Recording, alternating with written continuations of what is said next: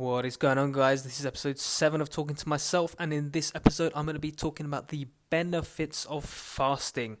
I don't know how many benefits I'm going to mention. I'm going to just go by them off the top of my head because I've not pre planned this talk at all. But let's begin by talking about what is fasting. So, obviously, fasting is abstaining or restraining yourself from, food and sometimes drink.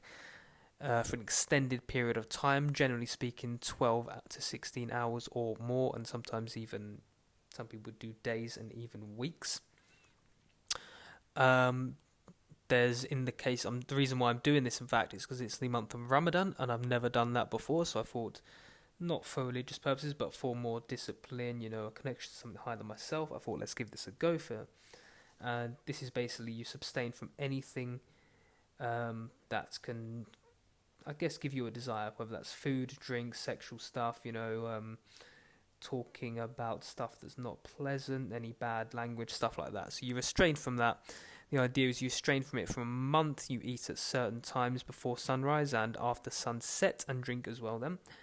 And during this time, you basically just don't eat, drink, and do all the stuff that I mentioned.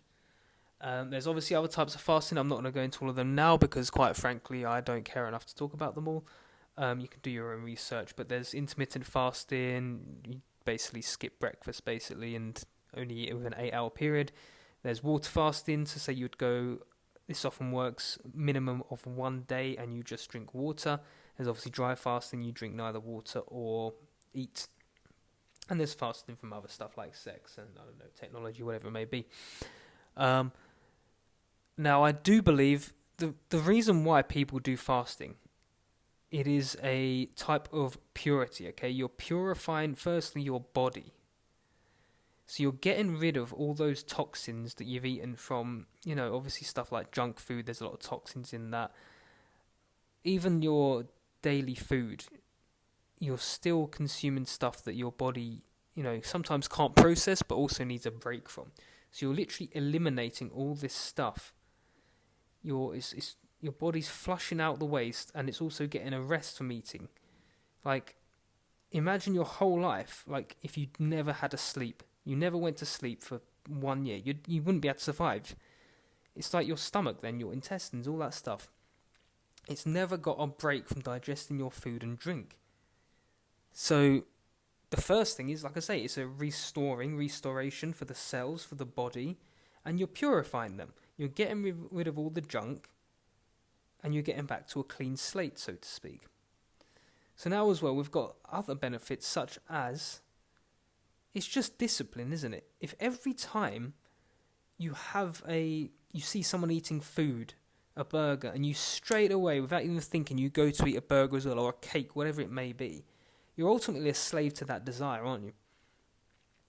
And that food has the power of you, or whatever it is that you're, that particular food or drink, whatever it may be.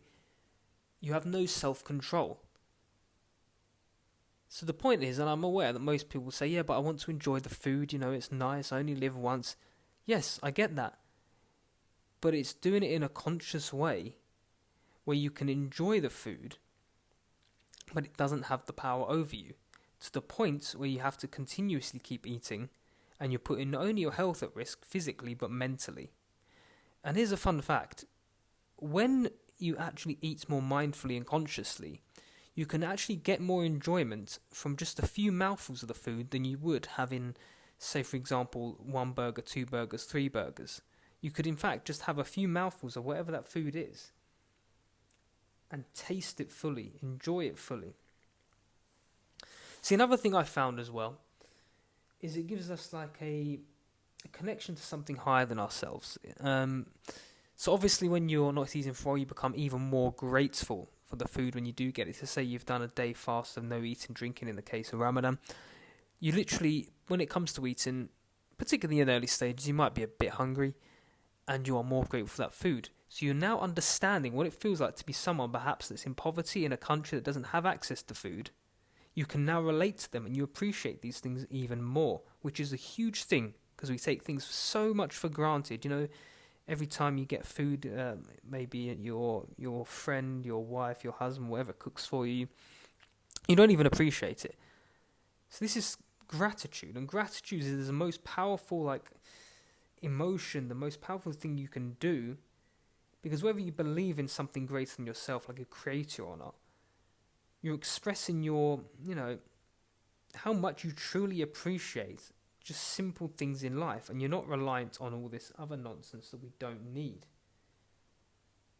And I believe with gratitude as well, it does open up the path to connect with that higher being. Ultimately, being purified, as I mentioned at the start, you can't rely on these foods or these drink anymore. You've got to rely and get an energy, or at least faith, and something else. You need to rely on something greater than the food which you've been taught. So this is going to be a short one. I just want to summarize. I believe that people should at least fast at least once a month, a few times, once every few months even, just for the discipline alone, if not for anything higher than yourself. The discipline and the purification. If society were to do this, there would be no more reliance on things like alcohol, junk foods, because ultimately the reason why people drink alcohol and eat these junk foods, become obese and addicted to sex and stuff like this, is because we have an addiction to them.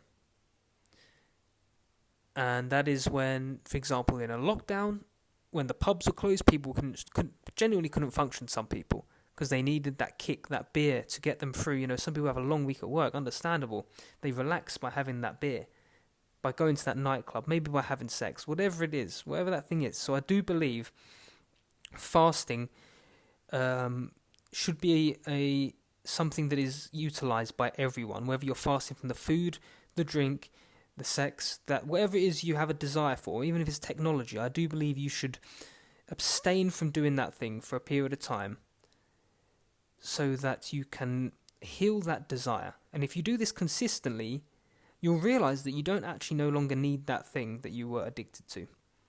So like I said, whether you do it for religious purposes, just for the mental benefits, for personal growth, for purification, in summary, I think fasting should be compulsory. Or not compulsory, but should be something that you do to ultimately relieve yourself from your desires. Thank you for listening, and I hope that helped.